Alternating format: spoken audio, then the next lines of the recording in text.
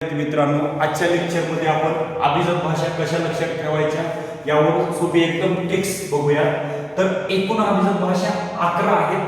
तर 11 अभिजात भाषा फक्त एका वाक्यामध्ये कशा लक्षात ठेवायच्या एकदम गंमतशीर आणि मजेशीर असे टिप्स सांगणार आहे. बघा ते वाक्य आहे, तसं ते कधीच ओरडले कारण माझ्या आप्पाची प्रकृती बिघडली. तर त अक्षरामध्ये तमिळ भाषा आहे, स मध्ये संस्कृत भाषा आहे, संस्कृत भाषा.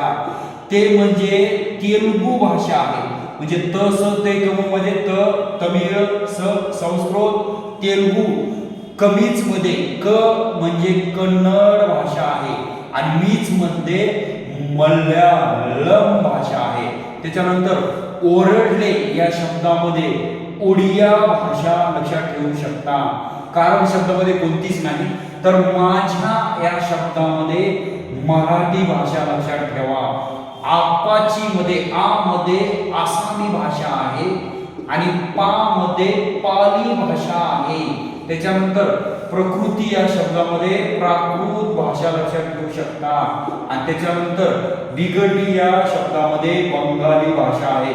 तर अशा पद्धतीनं अभिजात भाषा कशा लक्षात ठेवायची ही माझी टिप्स तुम्हाला कशी वाटली तुम्ही बिंदास तुम्हाला कमेंट्स मध्ये सांगा. धन्यवाद.